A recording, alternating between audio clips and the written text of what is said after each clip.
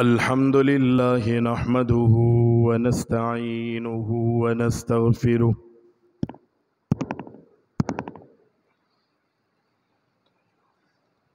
ونؤمن به ونتوكل عليه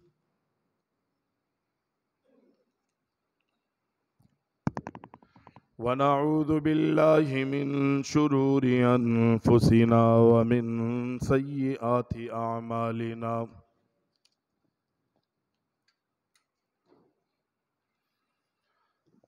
من يهده الله فلا مضل له ومن يضلله فلا هادي له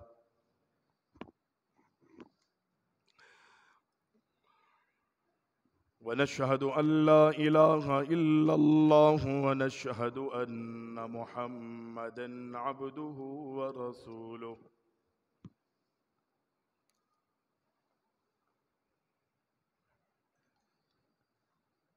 أما بعد فإن خير الحديث كتاب الله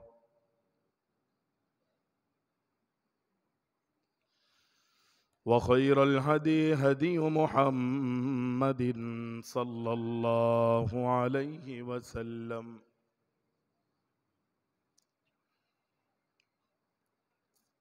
وشر الأمور محدثاتها وكل محدثة بدعة وكل بدعة ضلالة وكل ضلالة في النار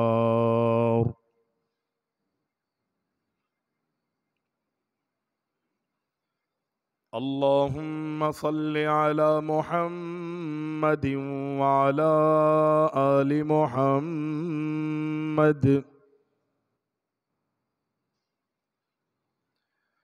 كما صليت على إبراهيم وعلى آل إبراهيم إنك حميد مجيد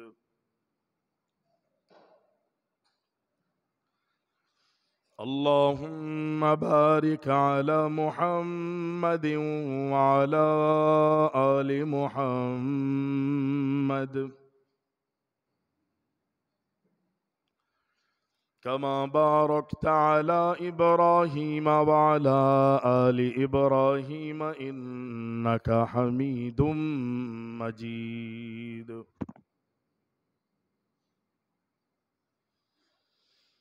اللهم انفعنا بما علمتنا وعلمنا ما ينفعنا وزدنا علما سبحانك لا علم لنا إلا ما علمتنا إنك أنت العليم الحكيم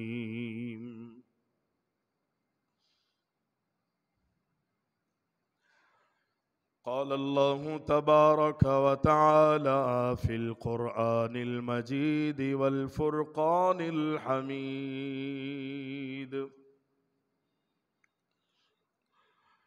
فأعوذ بالله السميع العليم من الشيطان الرجيم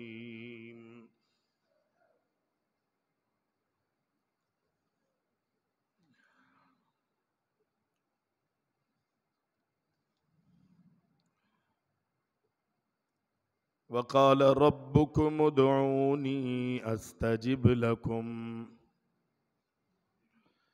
إن الذين يستكبرون عن عبادتي سيدخلون جهنم داخرين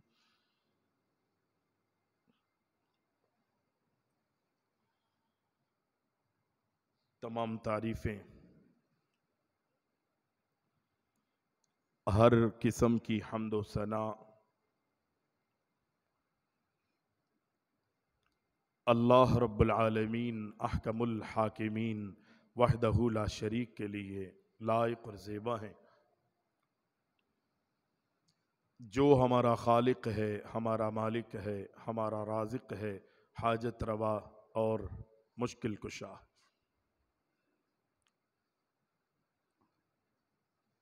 صلاۃ و سلام ہو، درود و سلام ہو ہمارے پیارے نبی اکرم الاولین والآخرین، شافع المذنبین، جناب محمد الرسول اللہ صلی اللہ علیہ وسلم کی ذات گرامی پر۔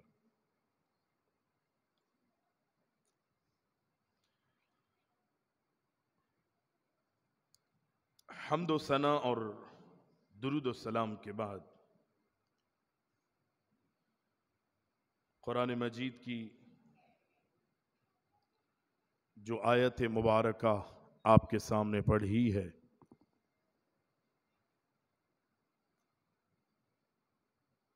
اللہ تعالیٰ اس میں ارشاد فرماتا ہے کہ وقال ربکم ادعونی استجب لکم، اے میرے بندو، اے میری بندیوں، مجھے پکارو، مجھ سے فریاد کرو، مجھ سے دعائیں مانگو، میرا ذکر کرو، میں تمہاری دعاؤں کو قبول کروں گا۔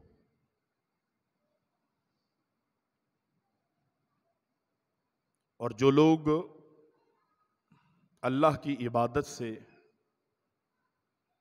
منہ موڑتے ہیں، روح گردانی کرتے ہیں، اللہ تعالیٰ ایسے لوگوں کو پسند نہیں فرماتا، بلکہ اللہ نے ایسے لوگوں کے لیے بڑے دردناک عذاب تیار کیے۔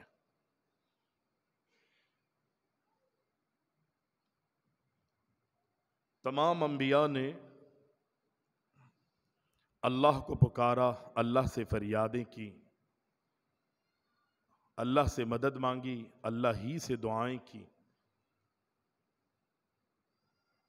بہت سارے انبیاء کا اللہ نے قرآن میں ذکر کیا۔ ہمارے پیارے نبی صلی اللہ علیہ وسلم بھی اپنی حیات طیبہ میں ہر موقع پر، ہر موڑ پہ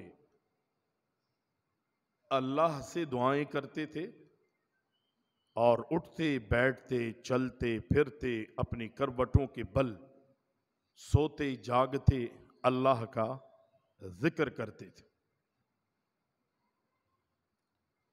اور نبی علیہ السلام نے اپنی امت کو بھی یہی تلقین کی۔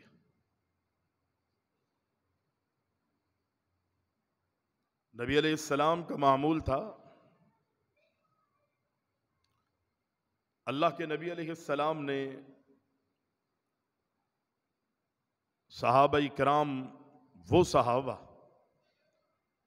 کہ جو بیچارے غریب تھے، کمزور تھے، اور اللہ کے راستے میں کچھ مال خرچ کرنے کی استطاعت ان کی نہیں تھی، تو آپ نے ان صحابہ سے یہی فرمایا تھا کہ ہر نماز کے موقع پر 33 مرتبہ سبحان اللہ، 33 مرتبہ الحمدللہ اور 34 مرتبہ اللہ اکبر یہ پڑھ لیا کرو۔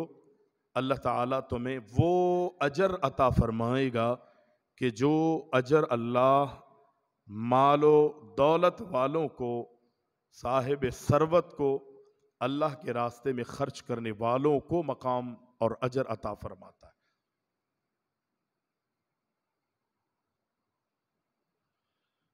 کئی مواقع پر پیغمبر علیہ السلام نے دیگر اذکار کی، بلکہ یہ جو سبحان اللہ ہے، الحمدللہ ہے، اللہ اکبر ہے، ان میں سے ہر ایک کلمے کی الگ الگ فضیلت بیان کی۔ سبحان اللہ کہنے سے جنت میں درخت اگتا ہے، الحمدللہ کہنے سے اللہ جنت میں ایک درخت اگاتا ہے، اللہ اکبر کہنے سے اللہ جنت میں ایک درخت اگاتا ہے۔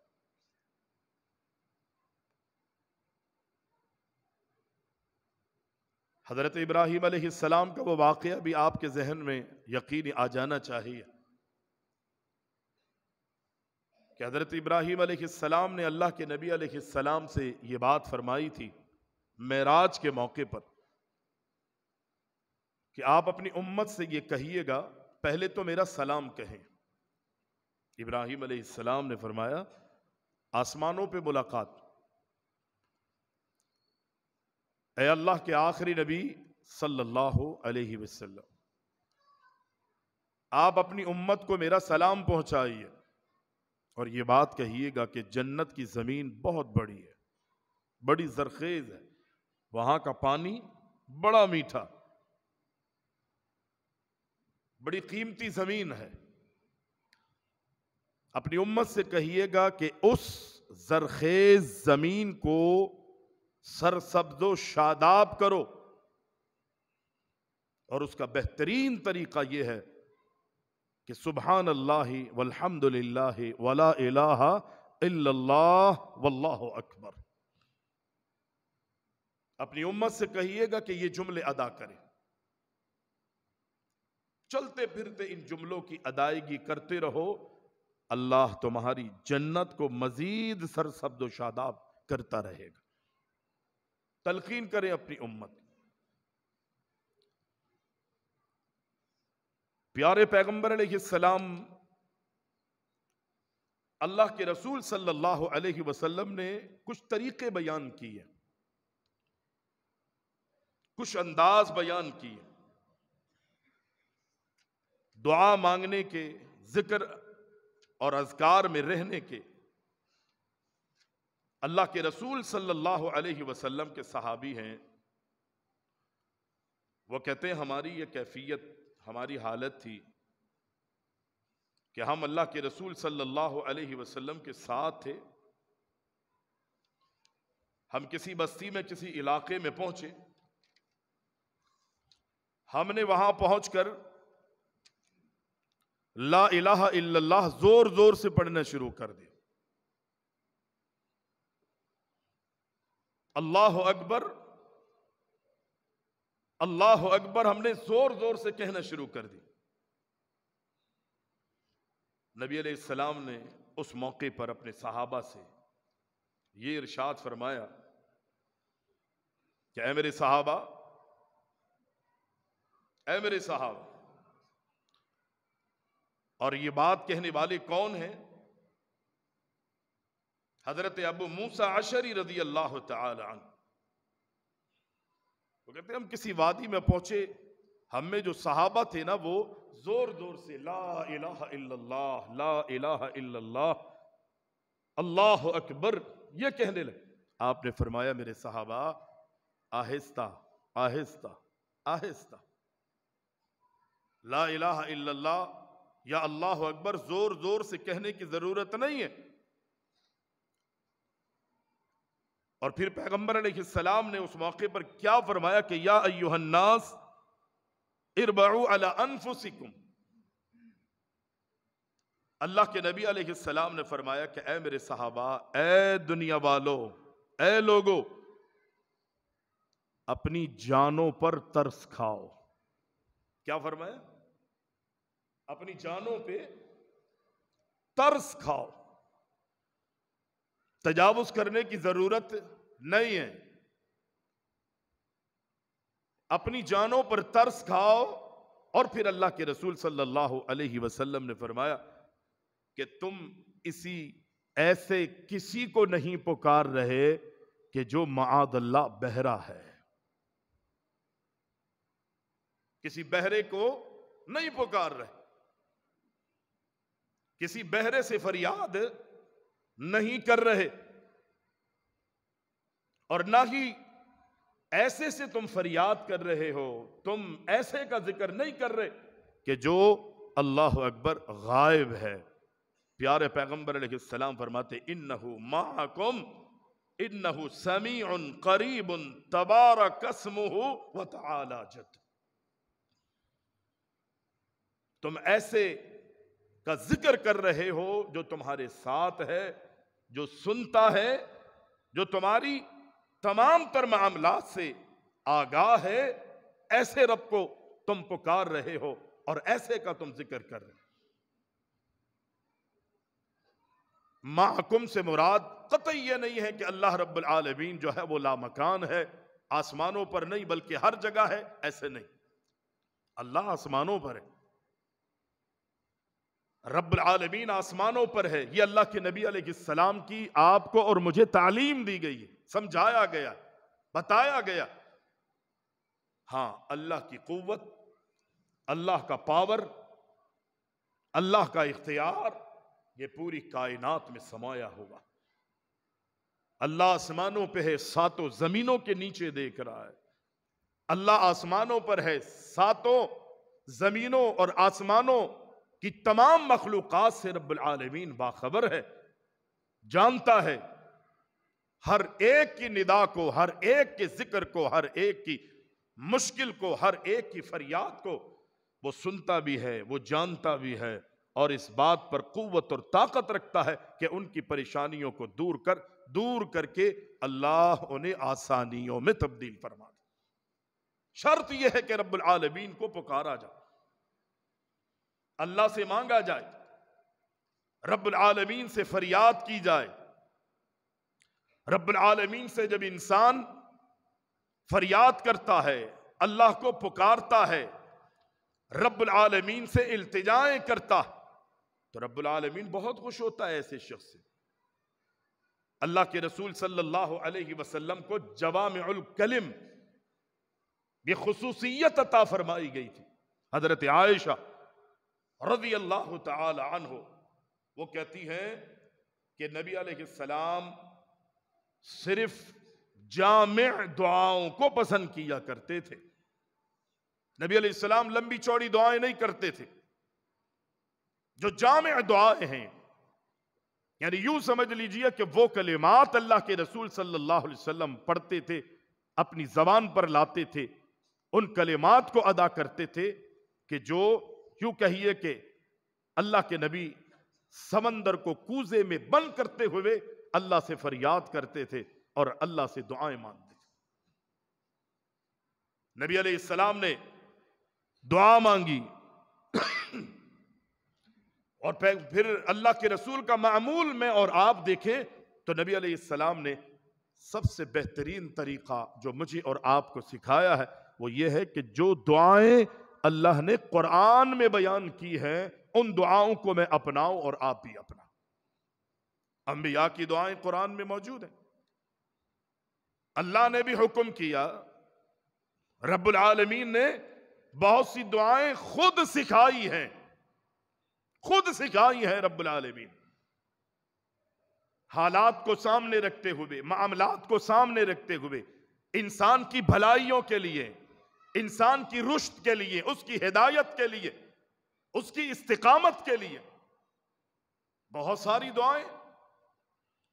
ایک دعا آپ نے سنی ہوگی نا علماء سے کہ نبی علیہ السلام فرماتے ہیں، بلکہ اللہ کا قرآن کہتا ہے کہ وَقَضَىٰ رَبُّكَ أَلَّا تَعْبُدُوا إِلَّا إِيَّاهُ وَبِالْوَالِدَيْنِ إِحْسَانًا إِمَّا يَبْلُغَنَّ عِندَكَ الْكِبَرَ أَحَدُهُمَا أَوْ كِلَاهُمَا فَلَا تَقُل لَّهُمَا أُفٍّ وَلَا تَنْهَرْهُمَا وَقُل لَّهُمَا قَوْلًا كَرِيمًا وَاخْفِضْ لَهُمَا جَنَاحَ الذُّلِّ مِنَ الرَّحْمَةِ وَقُل رَّبِّ ارْحَمْهُمَا كَمَا رَبَّيَانِي صَغِيرًا. یہ رب نے تو سکھائی ہمیں دعا.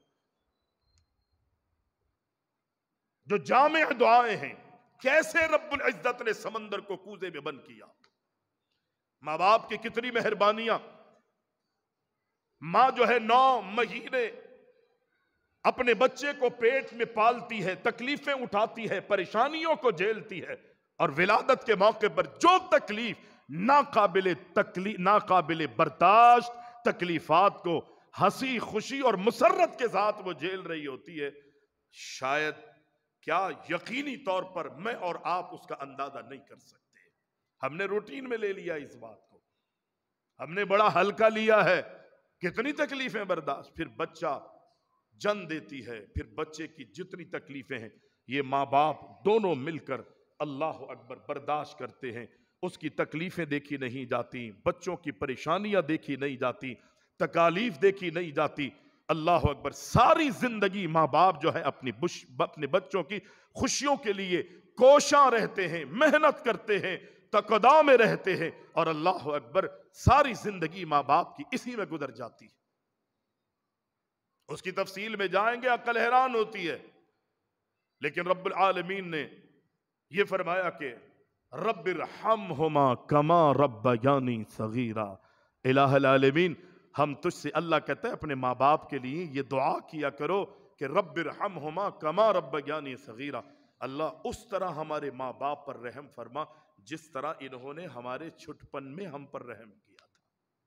ساری چیزیں آ گئی، گنوانے کی ضرورت ہی نہیں۔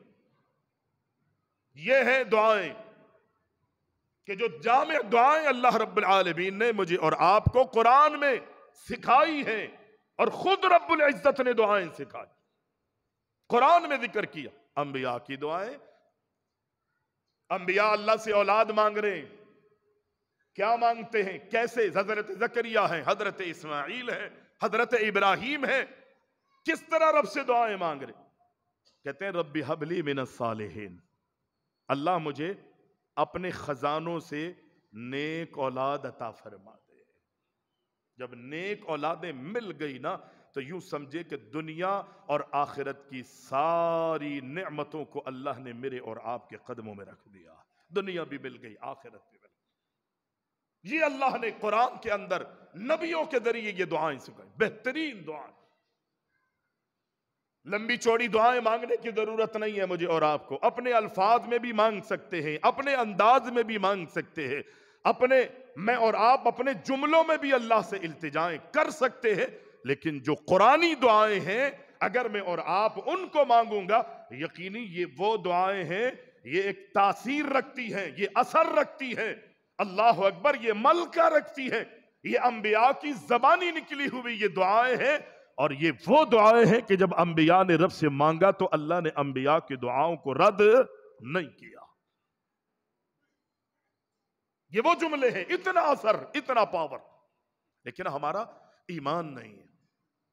ہم تو کہتے ہیں کوئی نئی چیز ملے، کوئی نئی چیز ملے، مولوی صاحب کوئی ایسا وظیفہ بتائیں کہ جو آج تک وظیفہ کسی نے نہ بتایا، ایسا انداز بتائیں کہ جو کسی نے آج تک ہمارے سامنے رکھا نہ ہو، کوئی ایسا طریقہ بتائیں کہ جو طریقہ آج تک معاشرے میں سامنے نہ آیا ہو۔ ہماری کیفیت اور آپ کی یہی کیفیت ہوتی ہے۔ پیارے پیغمبر علیہ السلام نے بہت ساری ڈھیروں دعائیں اپنی امت کو سکھائی ہیں، ڈھیروں ذکر اذکار اللہ کے رسول صلی اللہ علیہ وسلم نے مجھے اور آپ کو سکھائے ہیں، لیکن نبی علیہ السلام نے فرمایا جب بھی تم اللہ سے مانگو نا، اللہ سے دعائیں کرو تو تمہارا یقین ہونا چاہیے، اللہ پر یقین ہونا چاہیے، اللہ پر یقین۔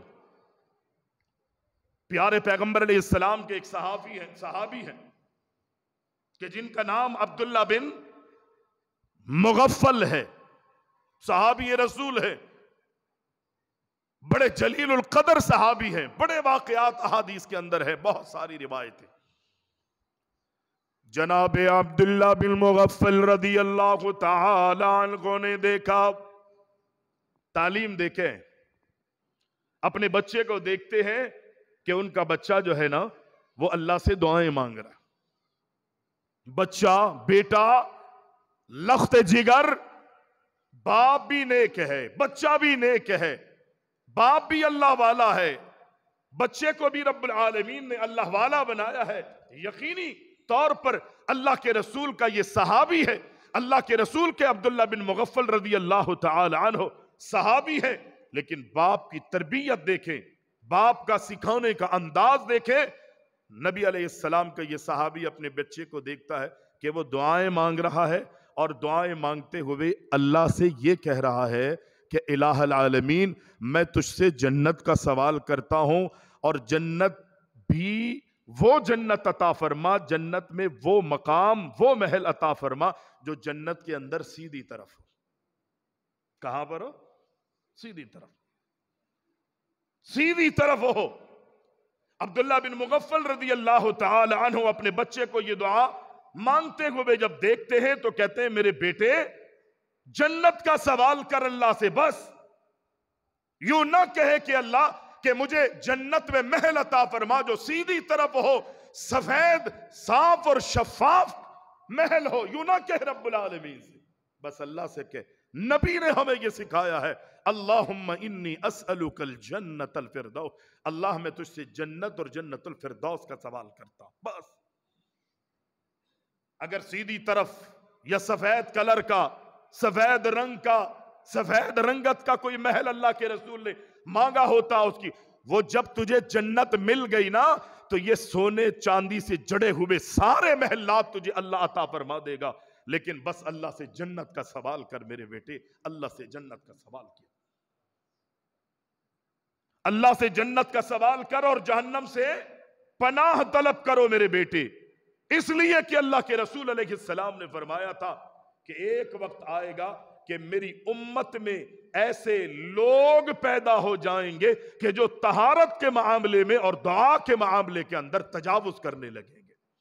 आज भी दुआएं देख लेना, जो प्रोफेशनल लोग हैं 20-20 मिनट की दुआएं आज सोशल मीडिया के ऊपर मौजूद है, जिनका दीन से कोई ताल्लुक नहीं होता, वो अल्फाज रट के आते हैं, नए जुमले बना बना के आते हैं और ऐसे ऐसे जुमले घड़ते हैं कि जो लोग उससे मुतासिर बदाहिर होने लगे। नबी अलैहिस्सलाम ने ऐसी दुआएं करने से, मांगने से मना किया। सहाबी ने भी, बताइए इसमें कोई मुजाहिका है कि अल्लाह मुझे जन्नत में सीधी तरफ महल अता फरमा, सफेद कलर का महल अता फरमा, कोई मुजाहिका है? बज़ाहिर अच्छी लग रही है बात, खूबसूरत बात लग रही है। हम भी किसी सोसाइटी में जाते हैं ना, फ्लैट या मकान या खरीदने के लिए, हम ये देखते हैं कि वेस्ट ओपन होना चाहिए, जनाब हवादार हो, वेंटिलेशन, ये सारी चीजें नबी अलैहिस्सलाम ने इन सारी चीजों का कहा। घर वसी हो, अच्छा घर हो जिसमें धूप और आबो हवा, इन सारे इंतजामात अगर किसी घर में हो तो वो घर दुनियावी जन्नत कहलाता है। वो सहाबी भी, अब्दुल्ला बिन मुगफ्फल का बेटा जो है, वो भी अल्लाह से यही कुछ सामने रखते हुए मांग रहा होगा। लेकिन नबी अलैहिस्सलाम के सहाबी ने कहा, मेरे बेटे यूं ना कहो, बल्कि अल्लाह से इल्तिजाएं करो, अल्लाह से मांगो और यूं कहो कि अल्लाह बस मुझे जन्नत अता फरमा दे और जहन्नम से आजादी अता फरमा दे। इसलिए कि नबी अलैहिस्सलाम ने फरमाया, क़यामत के करीब ऐसे लोग मेरी उम्मत में पैदा हो जाएंगे कि जो दुआओं में भी तजावुज करेंगे और तहारत में भी तजावुज करने की कोशिशें करें। ये इशारा किस तरफ है कि हम तहारत करते हुए हमें यकीन ही नहीं होता कि हमें तहारत मिल चुकी है या नहीं। वो बैतुल खला में बैठा है, इस्तंजा कर रहा है तो बार बार पानी डाला जा रहा है। एक तो वहम का मर्द होता है ना इंसान, वो इंसान को तकलीफ में मुब्तला करता है। और बाद लोग जो है ना बहुत ज्यादा तजावुज कर रहे होते, पानी पर पानी डाल रहे हैं, लोटे पे लोटे बहा रहे। अल्लाह अकबर, ये अंदाज बिल्कुल कतई साबित नहीं है। बस अपने पे यकीन रखें, नबी अलैहिस्सलाम का जो तरीका है उस तरीके पर आप पानी ले लें, ढेलों से धो लें। ठीक है, अल्लाह के रसूल सल्लल्लाहु अलैहि वसल्लम ने इजाजत दी है और उनके फजाइल बयान किए हैं कि जो पानी और ढेले दोनों इस्तेमाल करते हैं। लेकिन नबी अलैहिस्सलाम ने हड्डी से और गोबर से इस्तिंजा करने से नबी अलैहिस्सलाम ने मना किया। यह हड्डी जो है वो जिन्नात की खुराक है, नबी अलैहिस्सलाम ने मना किया है, हड्डियों से इस्तिंजा नहीं करो। लोग करते थे, जिन्नात ने अल्लाह के रसूल को शिकायत की, नबी अलैहिस्सलाम ने लोगों को मना कर, पत्थर से इस्तिंजा करे, पानी से इस्तिंजा करे, कुछ ना हो मौजूदा वक्त में टिश्यू का इस्तेमाल किया जा सकता है, जो आपको सहूलत। लेकिन पानी मुयस्सर आते ही आपको अगर यह है कि मैं पाक नहीं हुआ, तो आप अपनी पाकी जो है वो जरूरी ले लीजिए। आप ट्रेन में सफर करते हैं ना, जब आप ट्रेन में पेशाब के लिए बैठते हैं तो वो ट्रेन में कुछ अजीब से निज़ाम हमारे यहाँ होते हैं। जिस खुड्डी पे ट्रेन में, जिसको WC कहा जाएगा गालिबन, उस पर बैठते हैं तो वहां से हवा आ रही होती है। आप पहले तो एहतमाम करें, कोशिश करें कि जिस तरफ से हवा आ रही है उस तरफ ना बैठें बल्कि दूसरी तरफ रखें। हवा आएगी, आप पेशाब या बौलो बराज से अपने आप को फारिग करने की कोशिश कर रहे होंगे, आएंगी चींटें, इस्तिंजा करते हुए चींटें आपके ऊपर लाजिमी आती है। ऐसे उस जगह पर बैठने का एहतमाम करें कि आपके ऊपर चींटें ना आए। नबी अलैहिस्सलाम भी क़ज़ाए हाजत के लिए जब रास्तों में या किसी सफर के दौरान अल्लाह के रसूल अलैहिस्सलाम क़ज़ाए हाजत के लिए तशरीफ ले जाते या कोई भी मौका होता तो नबी अलैहिस्सलाम ऐसी जगह तलाश करते जहां पर पर्दे का एहतमाम हो, लोगों की नजर न पड़े। अब बस औकात ऐसा होता है कि लोगों की नजर पड़ती है, ہم اور آپ سفر کے اندر کہاں تلاش کریں گے ایسی جگہ؟ چٹیل میدان ہے، کہیں تو بیٹھنا ہے. لیکن پیغمبر علیہ السلام نے فرمایا کہ قبلہ رخ ہو کر نہ بیٹھیں. قبلہ رخ ہو کر قضاء حاجت کے لیے آپ نے نہیں بیٹھنا کھلی جگہوں پر. اگر کوئی آڑ ہے تو ٹھیک ہے، کھلے میدان میں قبلہ رخ ہو کر آپ قضاء حاجت کے لیے، استنجے کے لیے نہیں بیٹھیں. لیکن پیغمبر علیہ السلام جب بیٹھے تو لوگوں نے، یہودیوں نے اللہ کے رسول صلی اللہ علیہ وسلم کو کیا کہا؟ اللہ کے نبی کے بارے میں کہنے لگے، اے مسلمانوں، تمہارا نبی تو قضاء حاجت کے لیے ایسے بیٹھتا ہے جیسے ہماری عورتیں قضاء حاجت کے لیے بیٹھتی ہے. یہ شرم و حیا کے پیک کرتے پیغمبر علیہ السلام. اسی لیے صحابی نے کہا نا، اللہ کے رسول ایسے حیا فرماتے تھے جیسے ایک کنواری عورت حیا کرتی ہے. یہ صحابہ نے گواہیاں دی. غیروں کی زبانی محمد الرسول اللہ صلی اللہ علیہ وسلم کی پاک دامنی اور آپ کی حیا کی گواہیاں دلوائی. غیر کہتے تھے، غیر مسلم، اے مسلمانوں، تمہارا نبی ایسے قضاء حاجت کے لیے بیٹھتا ہے کہ جیسے ہماری عورتیں قضاء حاجت کے لیے بیٹھتی. یہ امت کو سکھایا ہے. یہ ہمارے نبی محمد الرسول اللہ صلی اللہ علیہ وسلم نے مجھے اور آپ کو بتایا ہے، سمجھایا. اور قضاء حاجت کے لیے پھر اللہ کے رسول دعا پڑھتے تھے. پہلے آپ اور ہم میں سے 10% بھی لوگ ایسے نہیں ہوں گے جو بیت الخلاء میں جاتے ہوئے دعا پڑھ کے جاتے ہوں. 10% بھی لوگ دعا ہی نہیں آتی، کبھی کوشش ہی نہیں کی ہے. زندگیاں گزر گئیں، اللہ اکبر، ایک دوسرے پر کفر، بدعت اور شرک کے فتوے لگاتے ہوئے. لیکن میں اور آپ اپنے اندر ٹٹولنے کی کوششیں نہیں کرتے کہ میری ذات کے اندر، میری نفس میں کیا کیا غلطیاں ہیں، کون کون سے ایسی چیزیں ہیں کہ جو اللہ کی ناراضگی پر مشتمل ہے، یا وہ کمیاں کہ جو اللہ کو راضی کرنے میں ہمارے لیے معاون ثابت ہوتی ہے، ہم ان کمیوں کو دور کریں. کبھی میں نے آپ نے کوششیں نہیں. نبی علیہ السلام دعا پڑھتے، الٹا قدم بیت الخلاء میں لے جاتے، اللہم انی اعوذ بک من الخبث والخبائث. نبی علیہ السلام فرماتے یہ دعا پڑھ کے جاؤ، یہ شیاطین کا بسیرا ہے، یہاں جنات ہوتے ہیں، یہاں جو بھی کچھ ہے، اللہ رب العالمین یہ دعا پڑھنے سے تمہیں ان شریروں کے شر سے، ان شیاطین کے شر سے تمہیں محفوظ رکھے گا. دعائیں پڑھ کے جاؤ. نبی علیہ السلام نے بیت الخلاء میں بات کرنے سے بھی منع کیا. بات کرنے سے منع کیا. ہم سب اس کے اندر شامل ہیں. میں اور آپ کوئی بھی احتیاط نہیں کرتا. دعا پڑھنا تو دور کی بات ہے، دیگر چیزوں کا بھی اہتمام نہیں کیا جاتا. نبی علیہ السلام نے لیٹرین میں، بیت الخلاء میں بات کرنے سے منع کیا.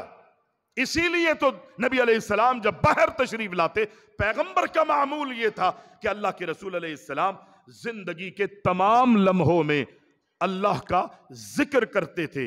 فی کل احیان، نبی علیہ السلام لمحہ کوئی ایسا خالی نہیں جاتا تھا اللہ کے رسول کا کہ جس میں اللہ کے رسول علیہ السلام اللہ کا ذکر نہ کرتے ہو. ہاں، بیت الخلاء میں جب نبی علیہ السلام تشریف لے جاتے، دعا پڑھ کے جاتے، اور جتنا وقت بیت الخلاء میں آپ بیٹھتے قضاء حاجت کے لیے اور باہر تشریف لاتے، تو آپ کی زبان پر پہلا جملہ یہ ہوتا، غفرانک، اللہ مجھے معاف کر دے. کس چیز سے معافی؟ کیا غلطی ہوئی ہے؟ کوئی گناہ ہوا اللہ کے رسول سے؟ نہیں. اللہ نے تو ضمانت دی ہے نبی علیہ السلام کی کہ اگلے پچھلے ساری کوتاہیوں کو میں نے معاف کر دیا ہے. نبی سے گناہ نہیں ہوتا. معصوم عن الخطا رب العزت نے اپنے نبی محمد علیہ السلام کو بنایا ہے. لیکن اللہ کے رسول بیت الخلاء سے نکل کے غفرانہ کا کیوں کرتے؟ اس لیے کہ رب نے انسانوں کو اپنی عبادت کے لیے پیدا کیا ہے. نبی بھی انسانوں میں ہیں، اسی عبادت کے لیے دنیا میں آئے ہیں. اسی رب کی عبادت کی تلقین کے لیے نبی محمد علیہ السلام دنیا میں تشریف لائے ہیں. یہ ذکر بھی عبادت ہے. نبی چلتے پھرتے اٹھتے بیٹھتے کروٹوں کے بل اللہ کا ذکر کیا کرتے تھے. بیت الخلاء میں چونکہ عام بات کرنے سے بھی نبی نے منع کیا ہے، چہ جائے کہ بیت الخلاء میں اللہ کا ذکر کیا جائے. علماء کہتے ہیں اتنا وقت جتنا وقت اللہ کے رسول بیت الخلا میں رہے اللہ کے ذکر سے محروم رہے، باہر نکلتے ہی پیغمبر کی زبان پہ ہوتا اللہ میں تیرے ذکر سے محروم رہا ہوں، اس لمحے میں جو کچھ مجھ سے اللہ اکبر کوتاہی ہوئی ہے میں تجھ سے گناہ کی معافی کا سوال کرتا ہوں۔ گناہ نہیں تو یوں کہا غفرانک، اللہ مجھے معاف فرما دے۔ یعنی پیغمبر نے تو اس چیز کو بھی پسند نہیں کیا کہ کسی وقت اللہ کے ذکر سے وہ دور رہے، اور اگر کسی وجہ سے اللہ کا ذکر اپنی زبان پر نہ لا سکے تو اللہ سے کہا غفرانک، اللہ مجھے معاف فرما دے۔ یہ نبی کی تعلیم، یہ ہمارے نبی محمد الرسول اللہ صلی اللہ علیہ وسلم نے ہمیں سکھایا۔ پیغمبر علیہ السلام دعاؤں کی تلقین فرماتے تھے، روزمرہ کے ذکر اذکار کی اللہ کے رسول علیہ السلام تلقین فرمایا کرتے تھے، سکھایا کرتے تھے، اپنی امت کو نبی علیہ السلام سمجھایا کرتے تھے۔ اللہ کے رسول صلی اللہ علیہ وسلم نے اپنے صحابہ کو صبح و شام کے ذکر اذکار بتائے۔ آج ہم اور آپ اہتمام نہیں کرتے، ہم اور آپ صبح و شام کے ذکر نہیں پڑھتے، دعاؤں کا اہتمام نہیں کرتے۔ وہ لوگ بھی کہ جو نمازوں میں آتے ہیں نا، ان میں بھی بہت کم ایسے لوگ ہیں کہ جو نماز کے بعد وظائف کا، ذکر اذکار کا، صبح و شام کی دعاؤں کا اہتمام کرتے ہوں۔ اول تو کسی نے یہ تجزیہ پیش کیا تھا، ایک حالات کا جائزہ لے کے اپنی رائے دی تھی کہ جناب پورے ہندوستان کے اندر کروڑوں کی تعداد میں مسلمان ہیں، اور 5% بھی ایسے مسلمان نہیں ہیں جو نماز کی پابندی کرتے ہوں۔ 5%، 95% اللہ کے گھروں سے اور نمازوں سے دور۔ یہ ہندوستان کی بات۔ آپ سمجھتے ہیں کہ پاکستان کے اندر نمازیں پڑھ رہے ہوں گے آپ اور ہم؟ نمازوں کی وجہ سے اللہ کے بلانے پر ہم نے مسجدوں کو آباد کیا ہے، ہماری بھی یہی کیفیت ہے کہ 5% بھی لوگ نماز مکمل طور پہ نہیں پڑھ۔ لیکن اللہ کے رسول علیہ السلام نے مجھے اور آپ کو دعائیں سکھائی۔ صحابی رسول ہیں حضرت معاذ بن عبداللہ، وہ کہتے ہیں میرے والد نے یہ بات بیان کی ہے، وہ کہتے ہیں کہ ایک وقت بارش ہو رہی تھی، بڑی تیز بارش، اور رات کا وقت تھا، سیاہ بادلوں کی وجہ سے اندھیرا تھا، اس کالی رات میں دھواں دار جو ہے وہ بارش ہو رہی تھی۔ ہم نبی علیہ السلام کو تلاش کرنے کے لیے نکلے کہ اللہ کے رسول صلی اللہ علیہ وسلم کو تلاش کرے۔ اللہ کے نبی علیہ السلام اگر ملیں گے تو ہم اللہ کے رسول سے عرض کریں گے اللہ کے رسول نماز پڑھا دیجیے، یا تو فرض نماز ہوگی یا کسی نفلی نماز کے لیے کہ اللہ اس اندھیرے کو ختم کر دے۔ ہم نبی علیہ السلام کی تلاش میں نکلے۔ اللہ کے رسول صلی اللہ علیہ وسلم نے، کائنات کے امام علیہ السلام نے اس کالی اندھیری رات میں ہم ڈھونڈ رہے تھے۔ حضرت معاذ کہتے ہیں میرے والد کہتے ہیں ہم تلاش کر رہے تھے اللہ کے رسول، یہاں تک کہ نبی علیہ السلام ہمیں مل گئے۔ معاذ کے والد کہتے ہیں کہ میرے والد جب اللہ کے رسول کے پاس پہنچے تو آپ نے فرمایا بولو کیا کہنا چاہتے ہو، کہو۔ وہ اللہ کے رسول صلی اللہ علیہ وسلم کے صحابی عبداللہ، وہ کہتے ہیں نبی نے پوچھا کہ کہو کیا کہنا چاہتے ہو۔ نبی علیہ السلام کے یہ پوچھنے پر وہ خاموش رہے۔ پھر اللہ کے رسول صلی اللہ علیہ وسلم نے فرمایا پوچھو نا، بولو کیا کہنا چاہتے ہو۔ پھر خاموش رہے۔ آپ نے تیسری مرتبہ پوچھا کیا کہنا چاہتے، یہ ادب تھا اللہ کے رسول کا۔ یہاں پر تو نہ امام کا ادب ہے، نہ مؤذن کا ادب ہے، نہ استاد کا ادب ہے، نہ ماں باپ کا ادب ہے، نہ کسی بڑے کا ادب ہے۔ وہ کہتے ہیں ہم اس لیے تلاش کر رہے تھے کہ اللہ کے رسول کو دیکھیں، اللہ کے نبی مل گئے تو ہم انہیں کہیں گے نماز پڑھائیے۔ نبی علیہ السلام کا اتنا ادب، اتنا احترام۔ پیارے پیغمبر علیہ السلام نے پوچھا بولو کیا کہنا چاہتے ہو۔ صحابی خاموش رہے۔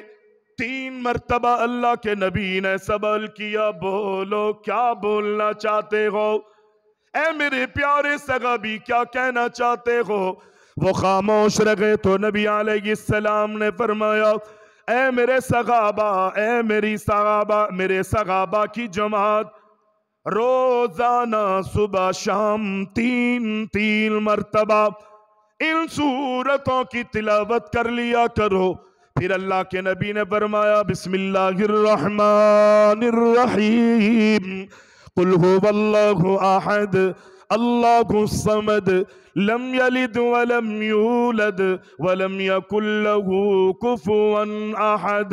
بسم اللہ الرحمن الرحیم، قل اعوذ برب الفلق من شر ما خلق ومن شر غاسق اذا وقب ومن شر النفاثات في العقد ومن شر حاسد اذا حسد۔ بسم اللہ الرحمن الرحیم، قل اعوذ برب الناس ملک الناس الہ الناس من شر الوسواس الخناس الذي يوسوس في صدور الناس من الجنة والناس۔ اللہ کے نبی علیہ السلام نے فرمایا صبح و شام ان تینوں سورتوں کی 3 مرتبہ تلاوت کر لیا کرو۔ اللہ اکبر، یہ تینوں سورتوں کی تلاوت تمہیں کفایت کر جائے گی، پھر تمہیں کسی بھی چیز کی ضرورت نہیں، ڈرنے کی، گھبرانے کی، پریشان ہونے کی تمہیں ضرورت نہیں۔ یہ تینوں سورتیں پڑھ لیا کرو، یہ تینوں سورتیں تمہیں کفایت کر جائیں گی۔ آندھیاں ہو، طوفان ہو، آسمان سے پانی برس رہا ہو، ہوائیں چل رہی ہو، اللہ کے نبی علیہ السلام فرماتے ہیں یہ تینوں صورتیں اگر تم اپنی زندگی کا معمول بنا لوگے، صبح و شام ان تینوں صورتوں کی 3 مرتبہ تلاوت کر لوگے، اللہ تمہارا معاون ہوگا، یہ صورتیں کفایت کر جائیں۔ لمبی چوڑی بحث میں جانے کی ضرورت ہی نہیں ہے، اور بھی بہت سی دعائیں نبی علیہ السلام نے صبح و شام کے معمولات میں اللہ کے رسول نے بیان کی ہے۔ اللہ کے رسول صلی اللہ علیہ وسلم، ابو ہریرہ رضی اللہ تعالیٰ عنہ فرماتے ہیں نبی علیہ السلام کے پاس ایک شخص آیا اور آ کر اپنی تکلیف کا اظہار کر رہا تھا۔ نبی علیہ السلام نے پوچھا کیا بات ہے بھائی، کیوں پریشان؟ کہا اللہ کے رسول رات کو، گزشتہ رات ایک بچھو نے مجھے ڈس لیا تھا، اس کی تکلیف مجھے ہو رہی ہے۔ نبی علیہ السلام نے فرمایا میرے صحابی اگر تو یہ دعا پڑھ لیتا، دعا پڑھنے کا معمول بنا لیتا، اعوذ بکلمات اللہ التامات من شر ما خلق، اگر یہ دعا تو روزانہ پڑھنے کی عادت ڈال لے تو کوئی بھی جانور، کوئی بھی موذی چیز تجھے نقصان نہیں پہنچا سکتی۔ بلکہ نبی علیہ السلام کی صحابیہ کہتی ہے کہ اللہ کے رسول علیہ السلام نے فرمایا جب بھی تم کہیں سفر پہ نکلو، کہیں بھی تم سفر پہ نکلو اور کہیں تم پڑاؤ ڈالو جنگل میں یا کسی بھی جگہ پر، تو اللہ کے رسول علیہ السلام فرماتے اعوذ بکلمات اللہ التامات من شر ما خلق، یہ پڑھ کے وہاں پر بستر بچھاؤ، خیمہ لگاؤ، سو جاؤ، وہاں پر جتنی بھی موذی چیزیں ہیں، جانور ہیں، درندے ہیں، اللہ اکبر، کیڑے مکوڑے ہیں، سانپ ہیں، بچھو ہے، اللہ ساری چیزوں سے تمہاری حفاظت فرمائے گا۔ روزانہ ان دعاؤں کو پڑھنے کی عادت ڈالیے۔ اعوذ بکلمات اللہ التامات من شر ما خلق، بڑا پیارا ترجمہ ہے، اللہ ہم سب کو عمل کی توفیق عطا فرمائے۔ الحمدللہ نحمده ونستعینه ونستغفره ونؤمن به ونتوکل علیہ ونعوذ باللہ من شرور انفسنا ومن سیئات اعمالنا من يهده الله فلا مضل له ومن يضلل فلا هادي له ونشهد ان لا اله الا الله ونشهد ان محمد